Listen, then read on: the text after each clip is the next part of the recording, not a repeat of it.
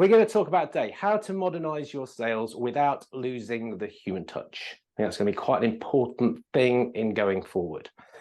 So what we're going to do, pretty simple really. I'm going to address some modern sales challenges, stuff that I've seen.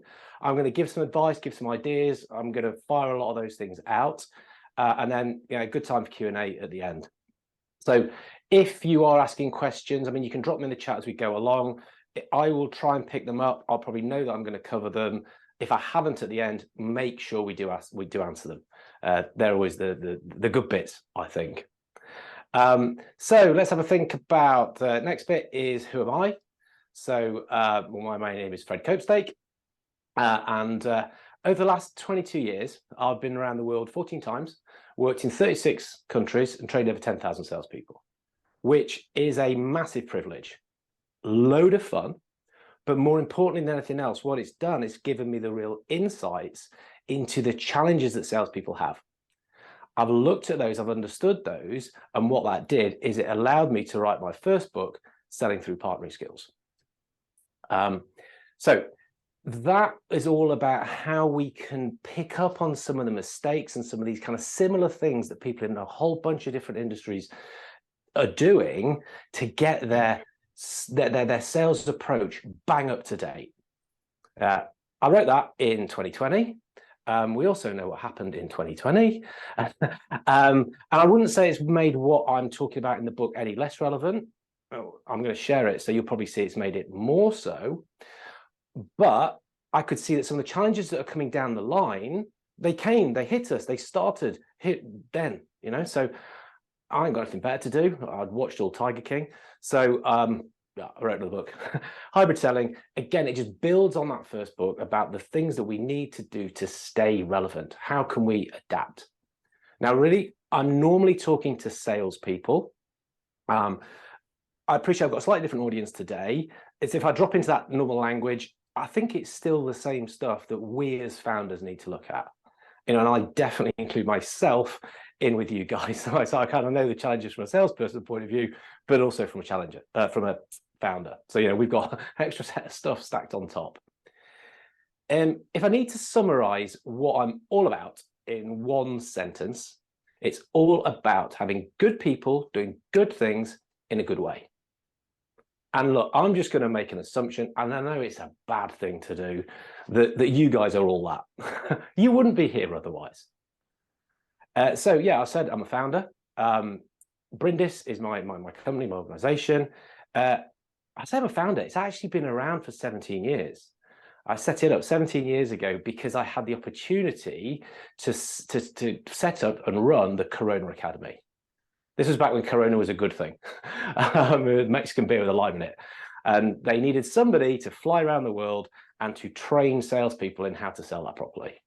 Now, look, I know that's a tough job. Somebody had to do it. That was me. Since then, though, I've not just worked in the drinks industry, worked in a whole load of different areas, lots and lots of different clients, different sectors. I ended up doing quite a lot in IT and tech. The similarity they all have is that they want to get better in the way that they sell.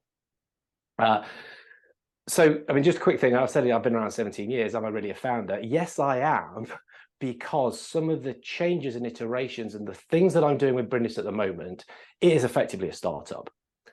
So I feel very, very comfortable hanging around with you guys. That's why I'm very excited to talk to you and to build some more contacts. So one of the things you'll hear me talk about is collaborative selling. Now, you've probably heard something around collaboration because a massive fan of collaboration walks among us. Yeah, Dave's a top chap. We've had a chat. When he talks about collaboration, he's talking about how we can work with other people to come together to make the sale, which is a bloody brilliant idea. I'm all for that. That is actually a very, very clever way of operating and something more and more people will be doing. When I'm talking about collaborative selling, I'm talking about the mindset that the salesperson needs to have when they're approaching the customer. So be that on your own, be that with somebody else, we think of the customer as a partner, and that changes what you say and do. That's what gets your approach bang up to date. That's why I talked about selling with partnering skills. We need to think like that. Okay, so a little bit of sort of background there. Actually, can I ask you a question to pop into chat here? Can I be blunt and honest with you as we go through this next 20 minutes or so? Can I be blunt and honest? Just pop a Y or an N into the chat. Yes, yeah. To be honest, I was expecting anything else. Okie dokie. So, look, I'll just say then, I'm going to put my neck out there. Why are we not getting the results that we're looking for, that we're hoping for? I would suspect it will come down to three things: that we're unfocused, we're old-fashioned, and we're confused. I can say that because I've seen it. I can say that because I've done it, if we're totally honest. You know, that's what I recognize going on. And it's not that we do that deliberately. It's easy to slip into some of these ways. It is for any salesperson. You know, if you're 100% on sales, you can still slip into these bad habits. When you're spinning all the other plates, absolutely you're likely to. When we're under a bit of pressure as well, you know, the brain does these funny things. We go to freeze, fight, flight, and we can't think properly. So these things can sort of come into play. So if I can help by calling them out, help you catch yourselves by going, oh yeah, okay, that's one. Note to self, do this as a way of counteracting it, then, you know, I think hopefully my job is done. So we're going to go through three parts. First part, what I do is I call each of these challenges I've identified, I put them into these little buckets. And the first one that I see is one that I call busy, busy, busy. Now, this is all about being ineffective. This is where we see salespeople who are kind of running around doing loads and loads of stuff. So they're very active, but what they're doing isn't really making a difference. So you end up wasting a load of opportunities. It becomes really tiring, really stressful, not a good place to be in. And it's all to do with this lack of focus. Now, again, we can deal with this stuff. And the way to deal with it is to prepare, is to plan and to use process. It's to really think about, well, okay, who is it I should be targeting? Who is that ideal customer? What am I going to say to them? How can I go with an interesting message? How can I structure my interventions with them to really make a difference for them? And to follow that and to repeat that time and time again. Now, I'm sure this is stuff that you've heard before. I'm sure it's part of what Stand Up to Startup is doing. You know, I'm probably not calling anything massively different out, but it is stuff that we fall into this trap of doing. So yeah, there's lots of things we could go over on how to do that, but a thing that I want to introduce, which will again hopefully help in the way that you're thinking, is a piece around the mindset. And I've already talked about this. The mindset is to think like a partner. And so when I wrote the book, it's because I've come across this concept of PQ, partnering skills. But Dave and I have talked about this quite a lot. These elements of PQ, if we bring them into the way that we work, it changes how we operate, changes how we sell. There's 6 elements of PQ. So I've not invented these. A guy called Steve Dent researched this stuff and had it validated and verified. It's like the lesser known cousin of IQ and EQ, if you like. But I would say just as important. 6 elements, and we can bake these into the way that we sell. Now, talking to you guys as founders as well, we can actually bake it into the way we operate with the whole organization, the whole business. So it's really useful stuff to get your head around. Yeah, I'm going to rapidly talk through each of these, the 6 elements, but each, if you reflect and think, you know, how can I bring this into play, makes a massive difference.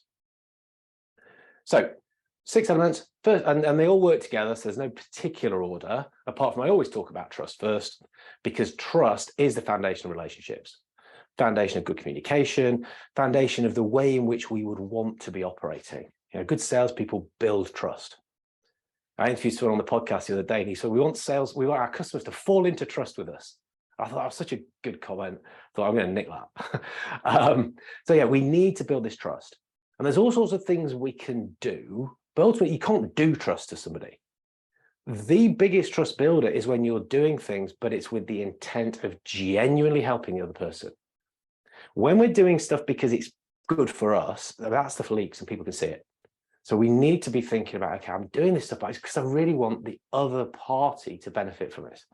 lower self-orientation, which kind of links in, these all link together, don't they? But to the second element of partnering skills, which is having a win-win orientation.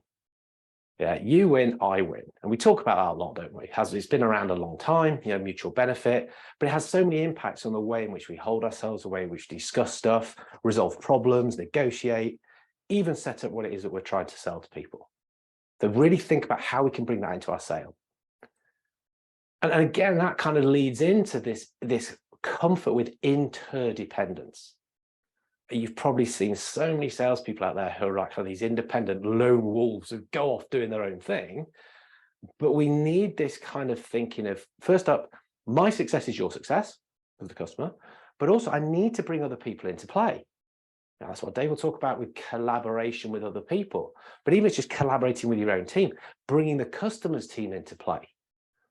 The more we can do that, better we work as a salesperson. We need to be transparent. So self-disclosure and feedback is Steve Dent's original terminology. I'll tend to talk about transparency now.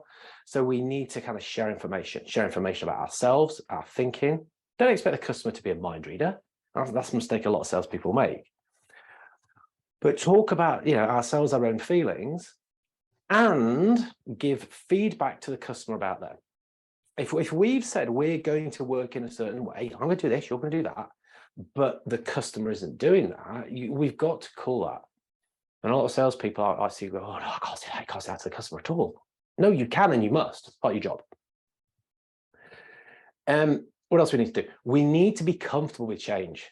And that's the biggie. I'm on a bit of a soapbox about, soapbox many things, but this at the moment, in the biggest barrier to a lot of sales is status quo, is people not wanting to change. So we have to understand what change is and be comfortable with it ourselves. What right have we got as someone who's selling, getting someone else to change if we can't do it ourselves? But we also need to match the communication. People approach change in different ways. If you think about the change curve, it's like a grief curve. It's the same thing, really. People go surprise at the change I have to make, anger that I have to do that, denying it, kind of going through this bargaining before getting to the acceptance and really starting to make the difference.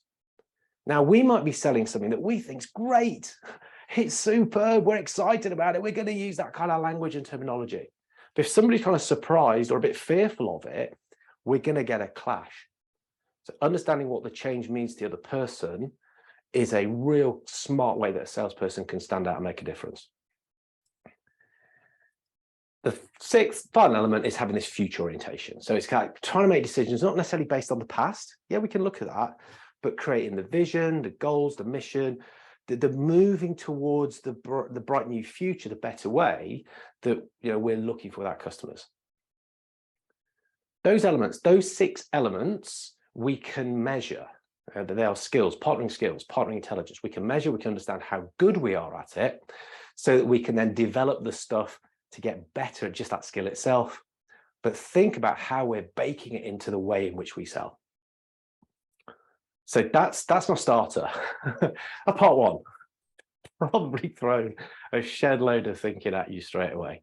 I need a quick drink of water. So if you want to just put any initial reactions into chat on that, that'd be pretty cool. And I will move on to part 2 in a sec. Any reactions to that? Pop it into chat. Or maybe you're still trying to make some notes around.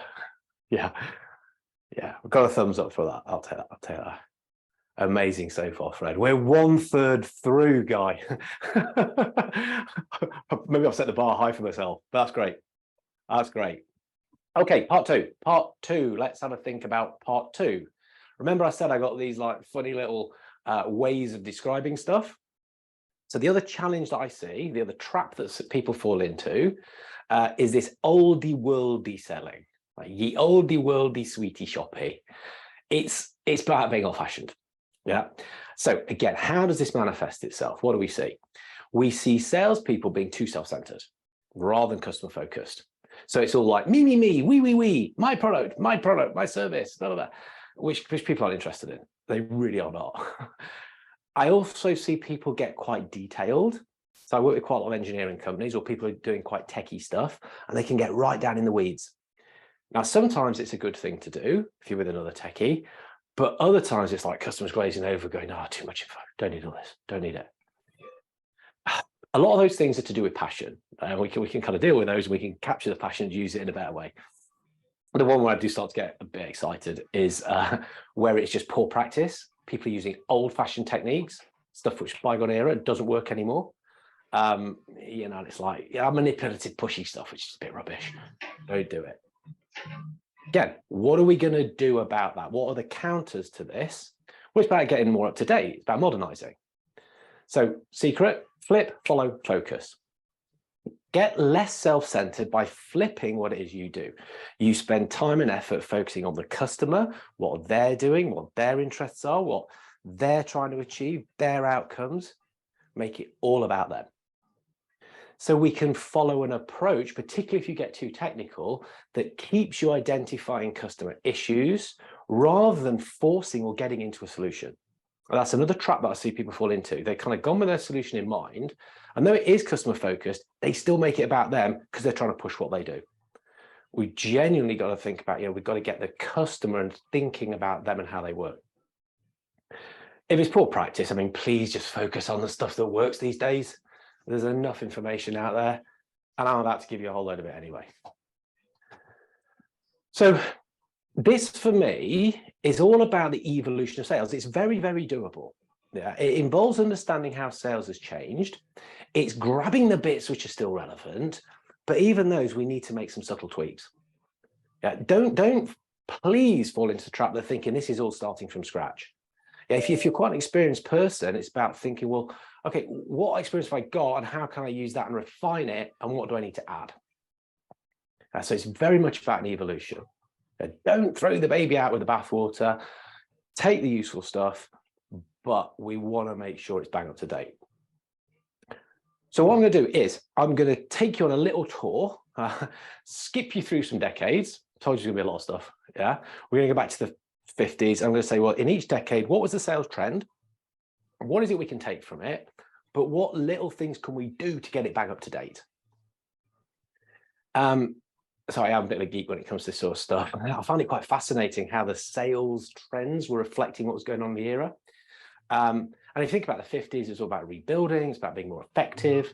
And so here it was all about having process, having methodology, good tried and tested methods that we can use all the time. Well, I'm not going to argue that. It makes a lot of sense. Yeah. But there are things which we could bring into play that weren't necessarily as strong back then. So yeah, maybe using proposals, it's something I see that people are pretty bad at. But there's some brand new stuff or things which are quite hot now, but it's all to do with structures, all to do with frameworks, like storytelling, video messaging, posting on social media, the structures for doing this sort of stuff. Again, we can use that to get ourselves bang up to date and doing the stuff that works. We can go back to the 60s and we can think, okay, what was going on then? What were people doing? Well, they had this fascination with psychology and using that to adapt to the way that you speak to different people. Well, yeah, we're not going to argue with that. Absolutely makes sense to do that today. Please do it. Please recognize people's styles and adapt. But there's stuff we can do to make ourselves even better at it. There's some cracking tech out there. Crystal knows, Humantics, stuff like that, which will start to give you people's personality styles before you've even met them. So you can prepare to deliver messages that's going to land better. And then just understanding neuroscience. I mean, neuroscience has come on so much. Functional MRI scans and this kind of stuff really helps us understand how people think better, so we can get way better at delivering messages. Look at the 70s. 70s, we talked a lot about FAB, features, advantages, benefits. Good side basis, people should understand this. However, what I see when people, and I'm not saying you don't train in this, but they can get overtrained in this. Companies that have fascination with themselves, do way too much product training, but not enough into the kind of the insights and the stuff which is interesting as a result of that, which we can share with customers. Insights is a word which is going to come back and we're going to see again in a sec. 80s, right, okay, top music, in my humble opinion, but a lot of rubbish because this was a close era. And you look at all the a lot of the books and stuff from the 80s, it's this greed is good type mentality, which isn't, don't work. What's the same? Right, we can take that sales is a series of advancements. Yes, we need to keep moving people forward, but let's bring into play less of the manipulative, pushy, rubbishy, icky sales stuff. But again, think about it. I've said it, neuroscience of decision making. Thinking about how we can understand language patterns better. We can use conversational intelligence. You know, we can look at recordings and see the stuff that we're saying, that the impact it's having. Mutual action plans, another thing that I'd say is a brilliant way to help keep progression forward in a way which is customer-centric and genuinely helping other people. What about the 90s? Okay, so 90s, C, change in sales. C for consultative. So this is where spin selling, if you've come across that before, was invented, where in a nutshell, what happened is Neil Rackham and his team, they looked at thousands of sales meetings to see what the best salespeople were doing. And they were actually doing what they weren't trained to, because they were trained to close, but they were stopping and asking more questions. So this is all about asking questions in a certain way. Questions which understand where someone is now, where they want to be, and actually the implications and the gap that those are probably further away than they think. That gap is the need. The bigger we can help people understand that gap is, the more that we can, or the more interesting proposals we have will be. So look, that is a solid foundation to sales. There are adjustments to this. There's stuff which brings it up to date. Challenger sale is a way of kind of asking questions with a little bit more assertiveness, we might say, a bit more insight, challenging customers on their thinking, not arguing with them, not fighting with them. So yes, it's a solid basis, but you might, if you're connected on LinkedIn, and I hope we do all connect later, you might see me say at times that that consultative selling isn't enough anymore. Wind some people up. Guess what, I post it. But it's not, because there's other things. I mean, that's 90s, that's 30 odd years old. So we need it as a basis, but we need to think in some of the stuff that's going on in the noughties. So the noughties, when I was training them, we were talking about value-based selling, understanding what the value is to somebody. And I think people are still making the mistakes they were making in the noughties, which is I know what the value is for you, Mr. Customer, I'm going to come and tell you. And no, it doesn't work like that. Value-based selling, if you work on the concept that value is a mystery, I don't know what it is. Yeah, you don't know what it is. We'll work together on finding out what it is. Then we can do some stuff around it. You're on the right track. So if we can do that, but if we can build in more insight, more ideas, more perspectives that help people think, that's what's going to make a difference. Helping people think is a biggie now.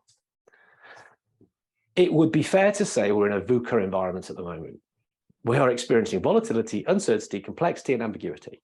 And if we can help people by guiding them through that, by giving them insights to give them vision to counter volatility, give them understanding to counter uncertainty, to give them clarity to counter complexity, and to give them agility to counter ambiguity, we are in a massively strong position. We'll be a valuable asset, so they want to talk to us. We're going to be collaborating with them. And that's the whole point. So in the tens, I always talk about, I just use the word sales stature. I couldn't think really of another way to describe it, but this is all about kind of positioning yourself as the go-to person. Go-to person because you know the stuff that's going on in your industry and that people want to work with you. I was saying, really, we tend to talk about personal branding now. Love or loathe the phrase, but yeah, it's about positioning yourself. Lots of tools that you can use, social media in particular, to get that mistake out there. One of the mistakes I see people make quite often is to be a bit too corporate. They try a bit too shiny, a bit too professional. It just comes across as really boring. Talk about products as well, rather than leading with problems. But people need to inject a bit more of themselves. Again, I suspect with this group, that's probably not an issue. And as founders, you get that you are heading up your organization. So probably not the biggest deal on that one. But you'll see people who get this stuff wrong. Takes us to the 20s. That's where we are now. Collaborative selling, think like a partner. I've said that stuff already. That's where we need to be. If we can start to do that, we will definitely be having more conversations. I think it's going to get harder and harder and harder to talk to people. Well, I think I know. I've looked at the data. But the people that are making a difference for customers because they're helping them think, they're doing something useful with them, they ain't going to have those issues. Huge opportunity to do this. Huge opportunities to stand out, particularly if you could present yourself as being more human, that's going to work with another human. Because there's going to be a lot of noise around with robot generated stuff. Yeah, the high volume stuff doesn't work. The human stuff is going to, in my humble opinion. Here we go. It's end of part two. End of part two. Don't know if there's any reflections on that. I'll give you a moment just to, also I can take a breath. And I'll go through the last part very quickly. It's been very useful. Cool. Yeah, as I say, I'm glad I recorded it because I know I am going very, very fast. I've chopped some bits out of what's a 45-minute presentation, but I didn't want to lose a lot. I wanted to share it all. Last bit I'll do fast, and I'm going to share a resource for you that will give you more around this. Because I want to get into the questions. Fred, we've got a quick question, if I may. It's coming from Damien. Yeah. What length of sales cycles do you have in mind with this, please? Oh, how long's a piece of string, unfortunately. You know, it really depends what you're selling. It really depends what it is that you're getting involved with. I don't know what, Damien, can you just pop into chat what it is that you're involved with? I'm still not going to put a number on it. It'll just give you a bit more of a feeling. One of the things that we know is that more and more people are getting involved in decisions. So I'm going to talk about decision-making units in a minute. So there are more people that we're going to have to contact, and we're going to have to get our message across. Now, that's why some people's sales cycles will slow up, because they're talking to one person and they're giving this one person all the information, and it's being kind of bottlenecked by this person who's got a whole load of other stuff to do. If we as a salesperson think, well, actually, this person's got a whole lot of other people in their buying committee, their decision-making unit, then what we can do is we can speed it up, and we can do clever things like sharing information that they can share very easily. That's why, I mean, people still don't write proposals well. But there's other clever ways in which we can create digital sales rooms, like landing pages with loads of information and stuff on to help them get it through. Video, by the way, is a really good way of doing that, because you start to kind of walk the corridor by putting yourself into that organization. But you probably knew that on, Damien. So yeah, sales cycles getting longer, but we want to try and shorten them up by understanding the kind of the sales process. That's what I'm going to talk about now, actually. So the kind of the problem, the challenge we need to deal with is that we have this muddled mindset. I see so many people who are just unsure what they're doing. Yeah, particularly salespeople in bigger teams, because they're told by the organization, yes, we're consultative, we're customer focused, we're buyer centric, we do all this sort of stuff. And it's like that for 28 days. But at the end of the month, it's like, no, go out, flog some stuff. Come on, discount, get those targets. And they're like, am I consultative or am I transactional? I don't know what I'm supposed to be doing here. So it kind of comes from the organization that, you know, the way to deal with this is that we've got to be dead clear. How is it we're actually selling? We need to stick to that. So we need to be clear so that the management levels can then get involved in coaching people to do that better. And so the individual knows exactly what it is they're supposed to be doing, and they can be consistent with it. They can be confirmed in that is the way in which we do stuff around here. Yeah, and mistakes, everyone knows what they're doing. Well, they don't necessarily. We can make a massive assumption. And again, talking to founders, we're at the top. We might be dead clear. Have we communicated it well? So what I would say is we process, you know, have a sales framework process. This is what I'll share with you guys after. But one I put together, which takes PQ on one hand, takes best practice still on the other, brings those together, is the value framework. Value just gives us an acronym. So V is for validate. So validate. Am I working with the right people? Am I going after the right targets? Are these who I want to work with? So that's the question you ask yourself. Am I working with the right folk? And that kind of the dream state is like you're getting up every day and you're working with people that you want to and that you're having maximum impact with. That doesn't happen by accident. It's a very deliberate piece of preparation and thinking that we can do. When we know that, we can then start to align better. So this is about the homework. This is about the prep. So this is about being able to go and have intelligent conversations. So the question you ask yourself is, do I know the right people to talk to? And am I arriving with insights and perspective that they're going to find interesting? Now imagine people you're reaching out to, it's because you know they want to talk to you, and because they want to talk to you because you help them make sense of things, because you've done the thinking, the clever bit. That's what we do with the alignment. So as I say, we want to leverage this. We want to take it into intelligent conversations, yeah, so that we can help people. So do people value those interactions with you? Because if they're not getting anything from it, well, none of you are going to waste time talking to folk you don't get anything from. Same with customers. So we've got to make sure what we're doing is bringing something to the party. And again, dream state is like, imagine at the end of the meeting, we're like, thank you, that's an excellent meeting. Oh, you give me loads to think about. Yeah, I know, it's my job. So that's what we're trying to do there. So then we can set up our offer. U is for underpin. We underpin the offer, right? It's a three-legged stool. Resonate, substantiate, differentiate. They're the three things that we've got to try to make sure we're doing as we're positioning the offer. Yeah, resonate. Are we on the right wavelength? Does it make sense for them? Substantiate. Have we proved that? Differentiate. Is it different enough in a way that's relevant to the customer? Just being different isn't a differentiator. I end up in quite a lot of arguments around that. They say, oh, but we're different. I say, yeah, but if people don't care, it doesn't matter in the slightest. It has to be relevant to them. So yeah, questions to ask. Are your presentations solid? Are they customer focused? Are you using all the things that you can do to get that stuff in front of the right people? But I mean, yeah, again, dream state. Yeah, I kind of dreaming near the end of presentations. It's like, are you so confident that you actually don't care? You're confident in what you're communicating. You don't care what the competitors are saying because you are so on point.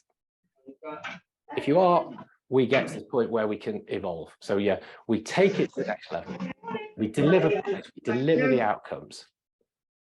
Question to ask yourself is, am I leaving customers to fend for themselves, or am I invested in their results? Am I trying to help them get that? Yeah, it's kind of like dream state. Imagine reviews are just taken for written that you're doing what you said, and the conversation is naturally going into, cool, what's the next project? What are we going to do next? How can we work together more? That's where we want to be. So the value framework is how we can build these things in to our daily operations. Right, that's what I want to get to, kind of why do I do this stuff? Probably similar to what you guys, I want to be known as a person that brought collaborative selling to the party, that people are kind of working in a better, more different way, good people, good things in a good way, and really kind of having that impact.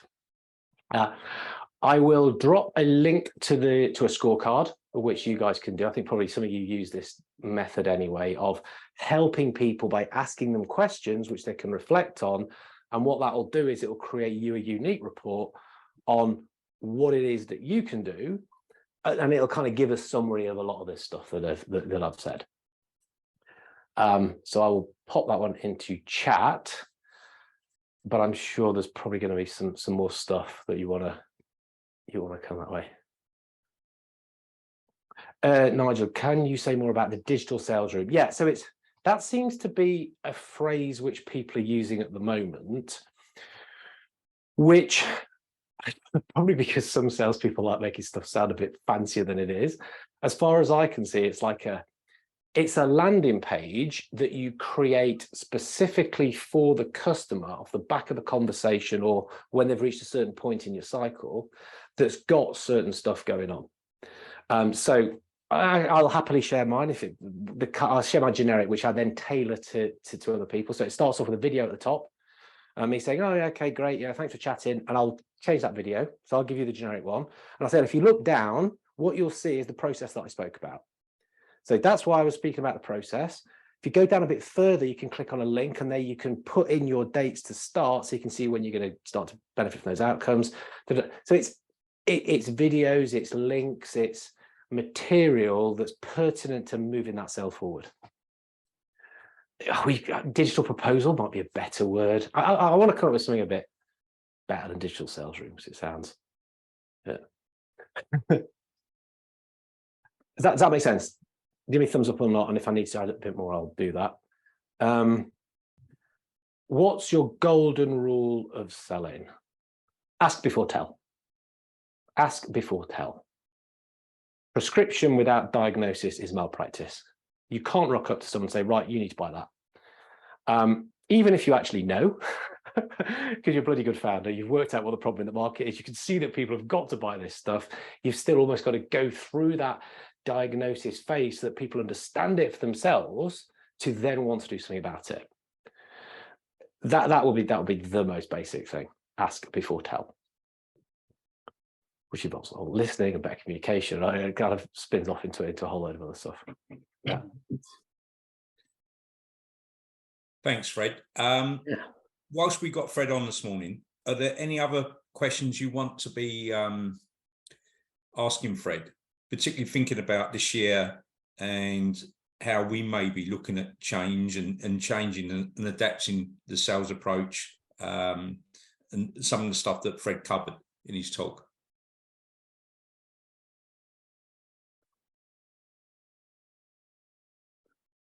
No, I think we've got. Yeah. What would be? As one coming from Jim, best CEM tool, Fred. CRM. Oh my goodness, there are so many out there. I can't paste in, but I think what I'll do, if I can give the link to you, Ollie, then you can email it out to everybody for the scorecard thing. Best CRM tool. How long's a piece of string? It depends. There are so many out there.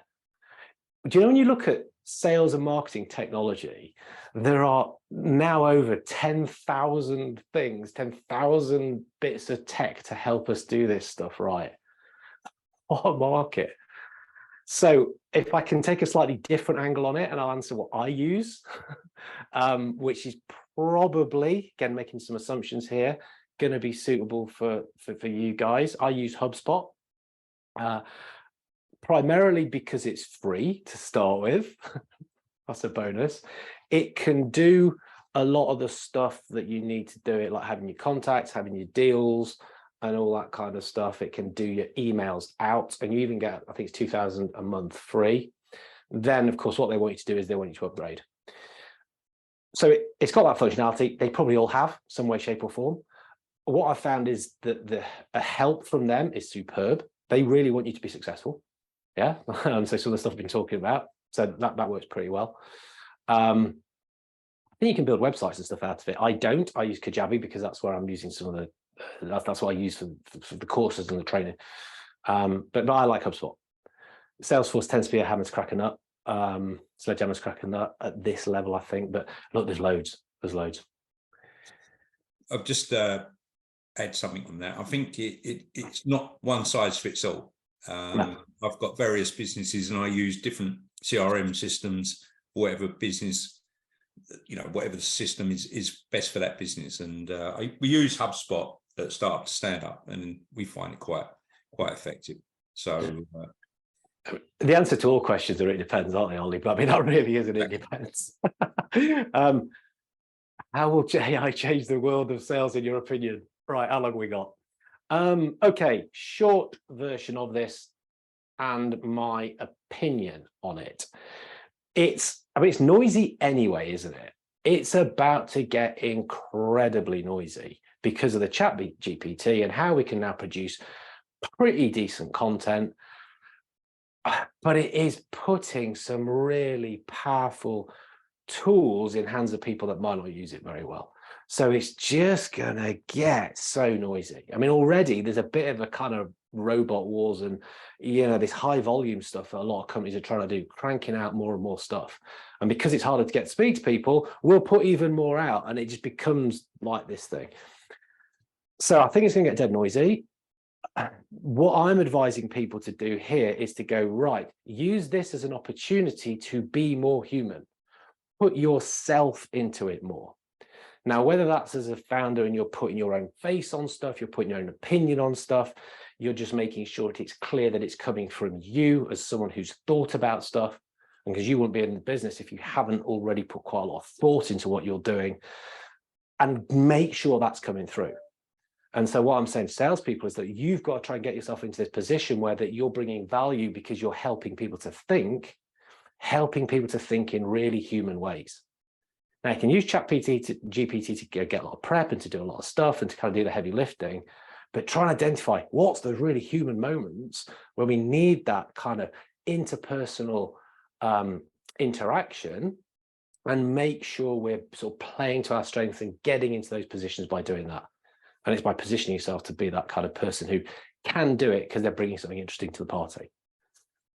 That's sort of first thoughts on it. There'll be other things happening, but kind of as an initial reaction, and then I'm going to try and practice what I preach on this, is to really put myself into more stuff, and then kind of just emphasize the humanness of what we do, and that value we can bring to it.